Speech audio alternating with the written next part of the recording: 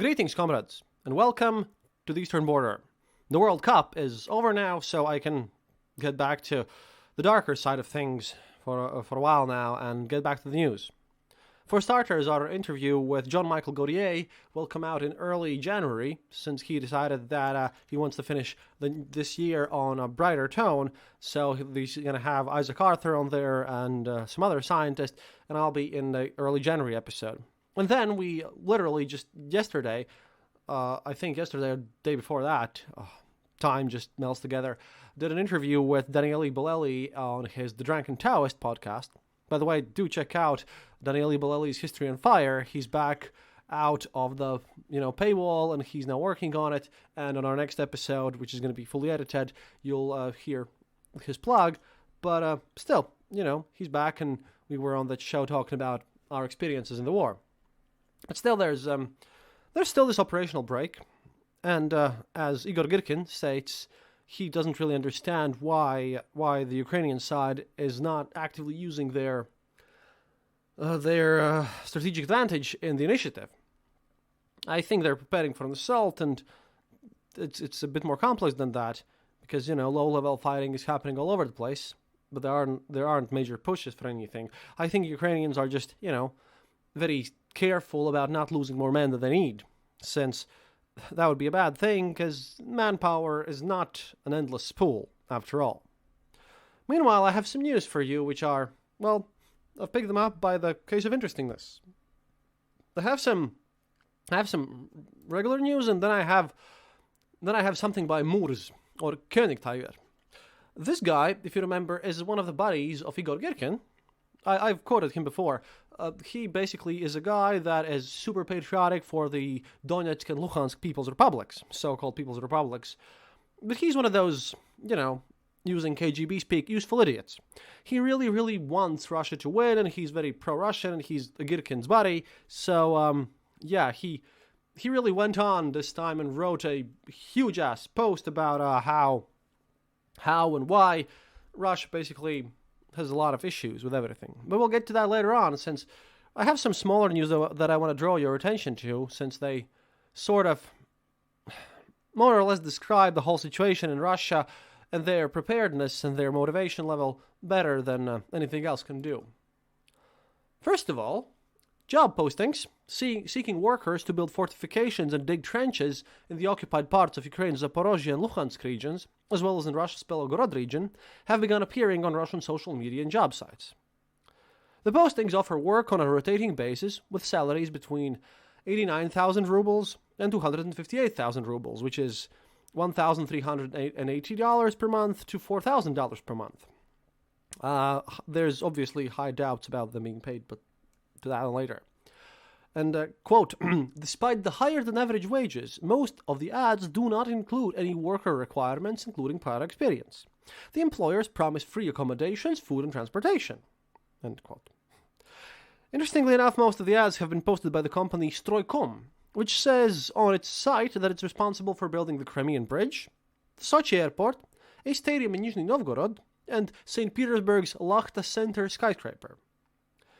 Now, the Telegram channel, Możemy Objaśnić, or We Can Explain, noted that Russian job review sites are full of negative comments from people who claim to have worked for Stroycom. In particular, reviewers claim that they were forced to live in army tents and that their salaries were delayed and not paid in full.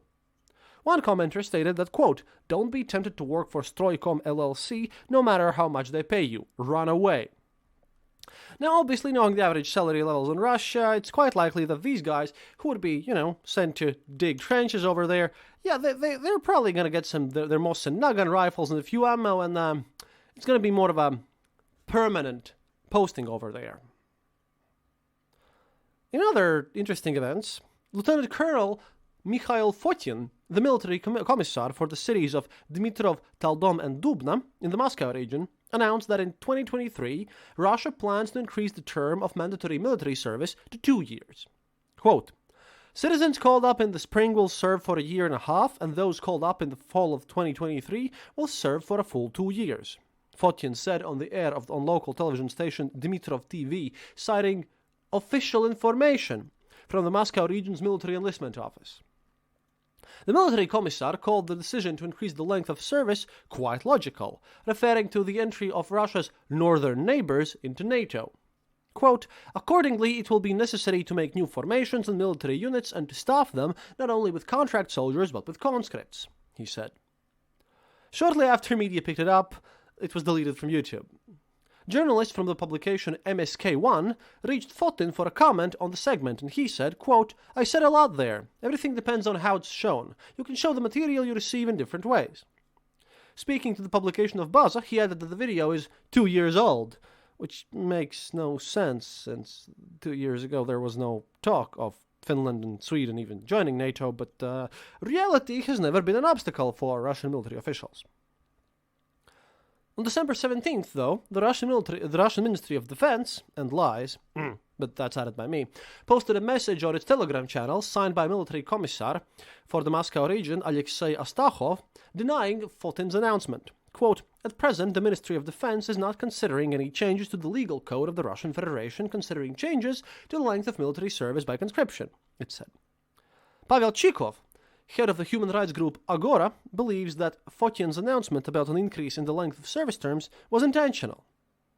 Quote, throwing around an increase in the length of mandatory service is meant to get conscripts to go to the enlistment office. Recruitment plans are on fire, he posted on Twitter. Which, adds a bit of interest in everything. But here I want to make a short break. See, remember the United States guys whom I interviewed in Ukraine? Yeah, they contacted me because, they're still in some trouble. These guys are still missing $800 for 2 sets of ceramic plates for body armor. I really hope you can help them out. Their PayPal is boingthumplives@gmail.com. I'll include that in the show description because, well, this is quite crazy. But let's help them out. I'm quite happy that people actually contact me, and this is a real chance to help out those in need who are doing the most work. So I sincerely hope that you will do so.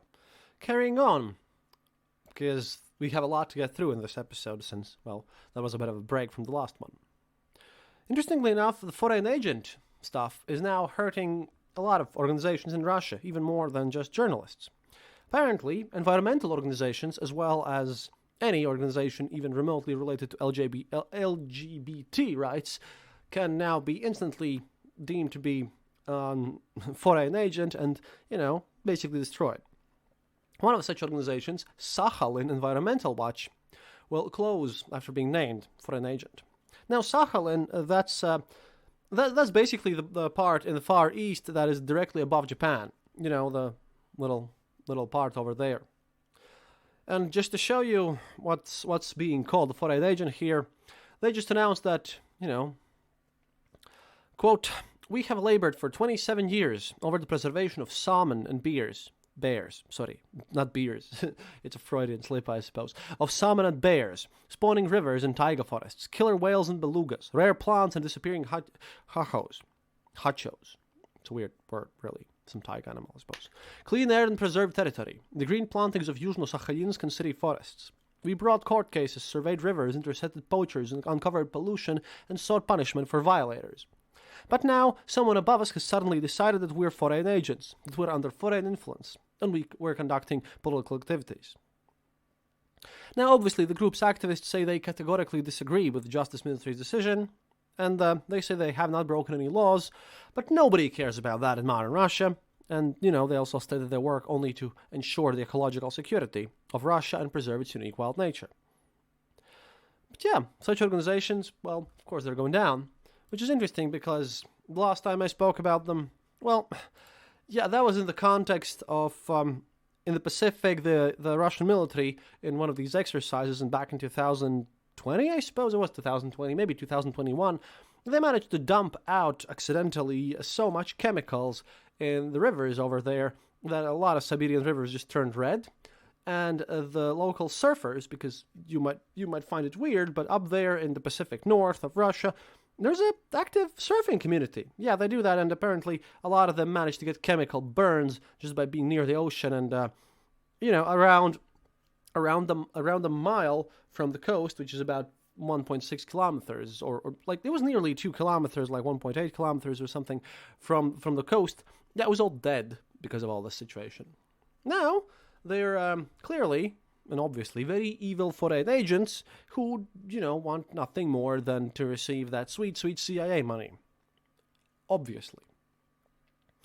But now we get to the Moors. It's going to be pretty hard because this post is super long. But the thing is, like I mentioned, he is a guy who repairs drones and other electronics and organizes communications for the separatist republics. He's been quite well often quoted by Igor Girkin, and he's also one of the guys who truly believes in this whole idea of Greater Russia. And in the sense, he kind of personalizes the very fact that a lot of people in Russia no longer have a goal, and Girkin even says that on many of his posts, that no one in Russia knows what they're fighting for, except the fact that everything that the Russian government now says inside of Russia has turned into, we are fighting so that we don't go to Hague for our war crimes.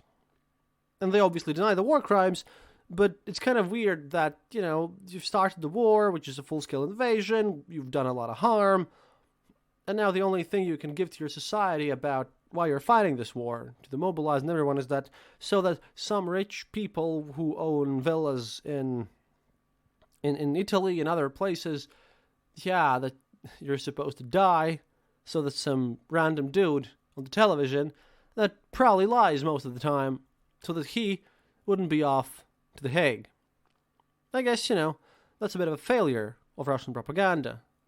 However, all this Moor's boast, or King Tiger as he likes to call himself, and no surprise there that he likes to use such things over there, but he wrote a huge post, and it had a lot of swearing. And he went through all of the issues that Russian army currently has on the front lines. And there was a lot of swearing involved, about as much as my Mat episode, the historical one, which I posted a long time ago. However, there were some certain very interesting problems that he noted to, because, I know a lot about Russian military problems. I know about the ineffectiveness and pokazucha of the Surovikin line, as they call it. I mentioned it in the last episode that they literally pack snow in their defensive structures instead of sand, because snow's easier to pack, and, they just have to show off. But there are some very real problems here. Because, for starters, the sort of famine of artillery shells has not really gone anywhere.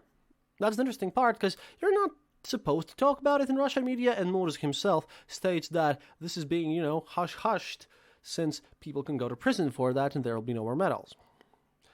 But Russians, being an innovative, in a very bizarre and strange way, bunch, have decided to solve their artillery shell issue, because they apparently lack them a lot, in a way that most of my veteran audience here will find extremely bizarre.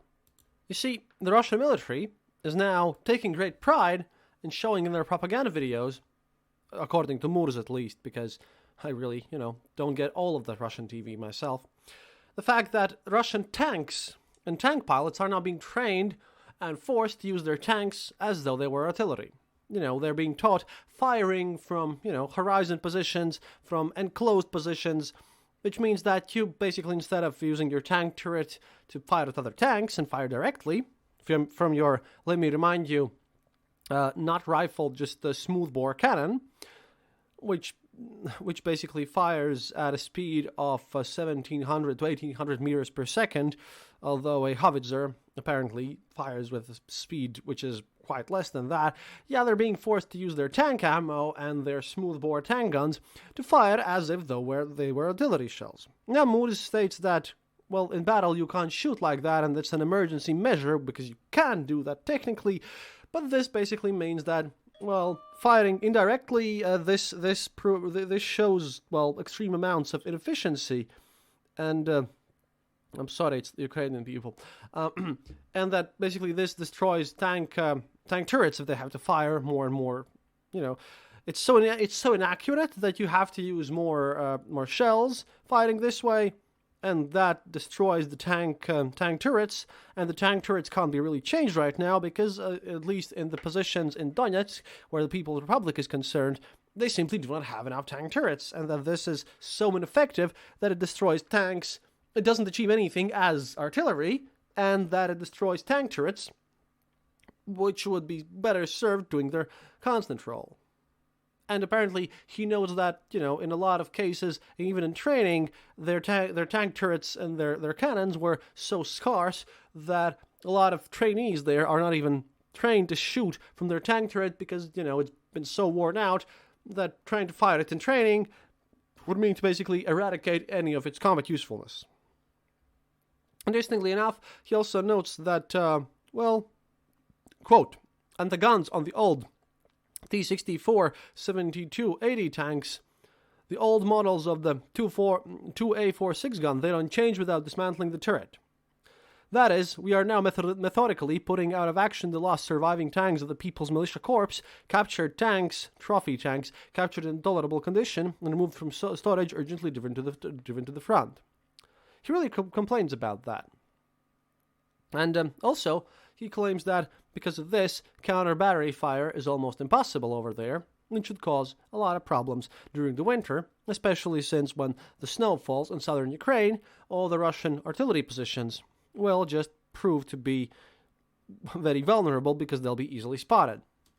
Also, of note is that because of how they're built, and even if they would be built properly, but they're not, this whole Surovikin line, the defensive positions Russia are building, are totally and absolutely useless. And he's, like I said, I'm giving you the censored version. He's swearing all the time over there. And then he, of course, gets to his specialty, the communications. And he yells that, in these defensive positions that Russia are building, they are following the code of, the Ustav, the code of the Russian military, the doctrine said. But they're not even, they don't have Wi-Fi communications, they have wired communication. Their communications are still analog and not digital. And, where they can get wires from them, because the cables and all the wires and everything, in a lot of cases, the troops on the front lines on the Russian side have to get them have to find it somewhere themselves, because that's also a deficit. And where they can get them, they are, quote, and of course, these field lines are being laid in full accordance with the guidelines for laying temporary field lines. Somewhere just across the field, somewhere along the trees, somewhere along the poles. Temporary lines! In the projectors of the Cyclopean Fabergé line, as he calls Surovikin line, for normal underground cable communications protected from shelling, we couldn't find a place for that. They don't protect their communications lines at all, which is just super interesting.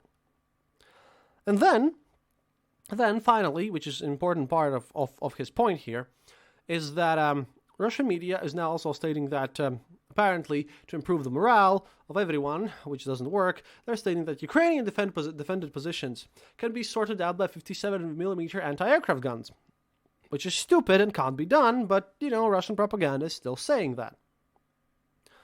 And that the Russian military, right now, is being forced to, they've seen a lot of videos of Ukrainians using their Mavic drones to drop grenades. The problem is the Russian army has a lot less spotter drones than the Ukrainian one. So now some Russian genius general, whom we really should thank for existing, because what if someone smart like Murs or Igor Girkin would take his position, they're being ordered to do the same. The problem is that it's one thing to drop grenades in positions where it's possible, where your defensive line is stupid, where you have no communications, and Murs knows this, rather than on very prepared Ukrainian positions. So now what happens is that a lot of generals in these armies are now forcing their troops to use drones in a manner which they're not trained for, which is not effective, and then robbing the artillery, which is already, lacking ammunition, and now they're also, even more so, lacking any spotting units. Murs ends with a terrible, terrible statement that if this continues, he can't believe that without major changes, winter will pass easily because snow has not yet fallen in southern Ukraine, but it'll happen. And then he's truly afraid of the next Ukrainian offensive. And that he says that, if worst comes to worst, he will at least go out and, grab his machine gun and see if any Ukrainian dies with him, because he apparently really hates Ukrainians, but he states that, as with the government propaganda style, that everyone else will continue fighting until, Russia will get decolonized, because he, for some reason, does not care about the well-being of people, as none of these Russian pro-war guys do. He cares only about the empire. And, well, I would pity him, but as he's the buddy of Igor Girkin, I kind of don't. So, it is what it is. At any rate, like I mentioned on, again, Drunken Taoist, if you will listen to that, and I hope you will, I do believe that there's a chance that maybe a next massive Ukrainian offensive could prove to be decisive. However, it's way more likely that this whole operation, war, will drag on for another 8 to 9 months, I believe. It's not going to be very simple, and it's not going to be pretty. However, we, of course, shall be following it very, very carefully. And that's about it for today. Of course, we're going to cover more news as they come, and if something meaningful happens on the front, we'll let you know. Please, again, donate to our buddies who need combat armor in the field. And also, if you want to support the show, well, you can become our patron at patreon.com/theeasternborder, or just go to easternborder.lv and click the donate button there. But if you do, well, we'll be super thankful. We're planning our next trip to Ukraine, and, every little bit helps. Trying to do our best here and keep you updated on all the latest information and stuff that really matters. До свидания, товарищи. And as usual, remember, happiness is mandatory.